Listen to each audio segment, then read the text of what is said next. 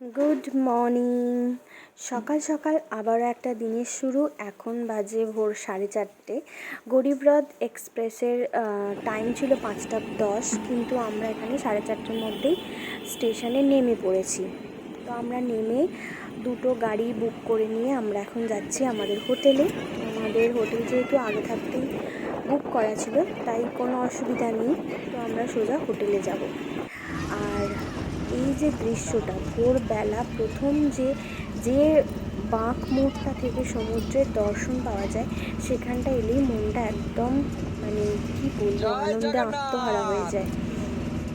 অনেক দিন পর, আবার অনেক বছর পর সমুদ্র দর্শন, পুরী দর্শন। তো আমরা যেহেতু এখন ভোর 5টা মতো বাজে, হোটেলের গেট তখনও খোলেনি। তো ওনাদের ফোন করাতে ওনারা সঙ্গে সঙ্গে হোটেলের গেটটা আমাদের জন্য খুলে দিয়েছেন। আমাদের হোটেলের নাম নিরিবিলি হেরিটেজ। এর আগেও আমরা এই হোটেলে 3বার থেকেছি, আর কোইন্সিডেন্টলি এই ঘরটাতেই আমি 3বার থেকেছি। আর এই ঘরটা আমার খুব প্রিয় একটা ঘর এই হোটেলের, কারণ এই হোটেলের ঘরটা ভীষণ ভালো, সুন্দর, একই রকম রয়েছে, পরিষ্কার পরিচ্ছন্ন, চোখ বন্ধ করে আসা যায়। এনাদের পাশে আবারও একটা বিল্ডিং হচ্ছে, সেই বিল্ডিংটা এখনও চালু হয়নি। নেক্সট টাইম ইচ্ছা আছে ওই নতুন বিল্ডিংটাতে থাকার। তো যাই হোক, আমরা রুমে চলে এসেছি। প্রথমে আমি যেটা করব, আমার রুমটা একটুখানি ঘুরিয়ে দেখিয়ে দিই। টিভি রয়েছে এখানে, সুন্দর সেলফ করা রয়েছে, সোফা রয়েছে, একটা টেবিল রয়েছে, আর এখানে রয়েছে একটা ওয়ার্ড্রপ, যাতে ব্যাগ থেকে জামা কাপড় বের করে গুছিয়ে রাখা যাবে। আর দরজার পাশেই রয়েছে বাথরুম। বাথরুমটা পরিষ্কার পরিচ্ছন্ন। এই হোটেলে আমরা যে 5 দিন ছিলাম, 5 দিনের মাঝখানে রোজের রুম ক্লিন করে, বাথরুম ক্লিন করে, আর বেড কভারও চেঞ্জ করে দেয়। তো ঘরে সমস্ত জামা কাপড় জিনিসপত্র রেখে আমরা চলে এসেছি সমুদ্রের ধারে চা খেতে। সমুদ্রের যে কখন যাব, এই যে মনে একটা আকর্ষণ, সেটা তো আর সবারই তাই, বলার অপেক্ষা রাখে না। সকালে সমুদ্রের পাড়ে বসে চা খাওয়া, কারুর কারুর পছন্দের ডিমের পোচ, কারোর ডিম পাউরুটি, ডিম টোস্ট, বিভিন্ন জনের বিভিন্ন কিছু দিয়ে ব্রেকফাস্ট সারা হলো। এবার সমুদ্রের পাড়টা আমরা একটু হেঁটে দেখব। সব থেকে যেটা ভাল লাগে সেটা হচ্ছে সকালবেলার ওখানকার জেলেদের মাছ ধরে আনা, কত নাম না জানা সামুদ্রিক মাছ, তবে এই মাছটা সম্ভবত আমি চিনতে পারছি না। যাই হোক, এনারা যে মাছ ধরে এনে জাল থেকে একটা একটা করে খুলছে, সেই সমস্ত দেখে আমরা চলে এসেছি বাজারে।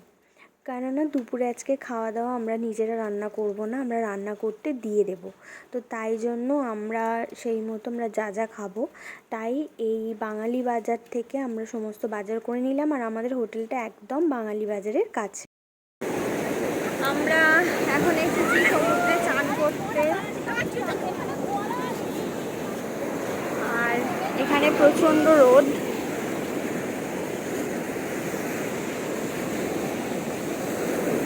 এখন বাজে 9:30।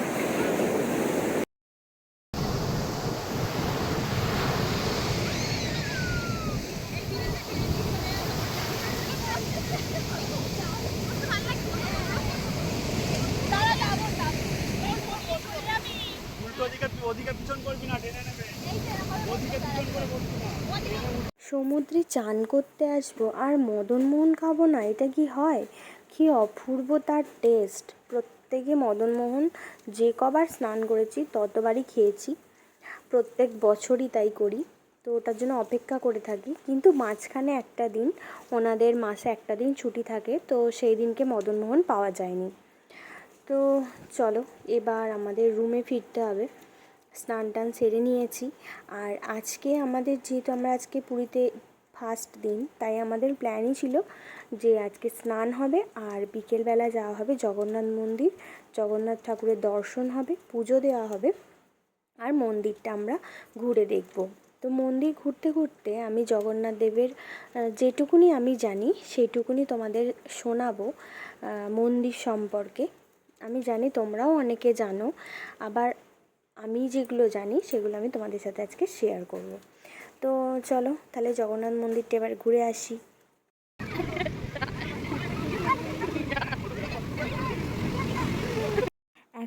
বাজে বিকেল 3:30। জগন্নাথ মন্দিরটা যেহেতু ঘুরতে অনেকটা সময় লাগে, তাই আমরা 3:30-র সময় দুটো অটো নিয়ে নিয়েছি এবং এখন যাচ্ছি আমরা জগন্নাথ মন্দিরে। প্রাচীন যুগ থেকে উত্তরে বদ্রীনাথ, পশ্চিমে দ্বারকা, দক্ষিণে রামেশ্বর ও পূর্বে জগন্নাথ, এই বিশ্ববন্দিত 4 ধামের মধ্যে শ্রীক্ষেত্র পুরীধাম বা জগন্নাথ ধাম সর্বশ্রেষ্ঠ ও পবিত্র ধাম রূপে পরিগণিত হয়। স্বয়ং মহালক্ষ্মী এই ধামের অন্নদাত্রী। যেহেতু মহালক্ষ্মী শ্রী নামে পরিচিত, সেহেতু এই ক্ষেত্রের নাম শ্রীক্ষেত্র। ভিন্ন মতে প্রেমময়ী রাধারানীর প্রেমে এই স্থানের মাধুর্য প্রকটিত হয়, তাই এটিকে শ্রীক্ষেত্র বলা হয়।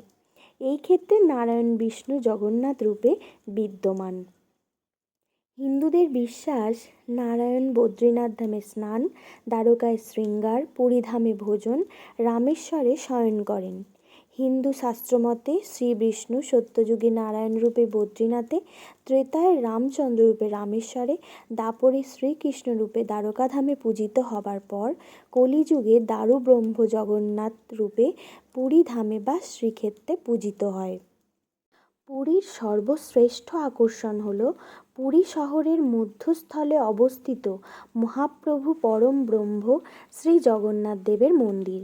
এই মন্দির শ্রী মন্দির নামে খ্যাত। এই মন্দির ভারতের এক প্রাচীন মন্দির।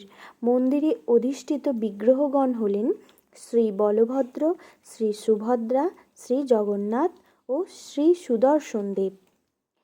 ভারতের প্রত্যেকটা মন্দিরেই একই সঙ্গে স্বামী স্ত্রী রূপে ভগবান পুজো পান, কিন্তু এই একটা মন্দির যেখানে ভাই বোন একসাথে পুজো পান।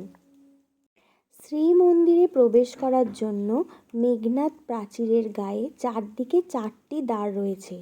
4টি দ্বার যথাক্রমে পূর্ব দ্বার, উত্তর দ্বার, পশ্চিম দ্বার ও দক্ষিণ দ্বার নামে পরিচিত। এই দ্বারগুলিকে যথাক্রমে সিংহদ্বার, ব্যাঘ্রদ্বার, হস্তিদ্বার ও অশ্বদ্বার বলা হয়।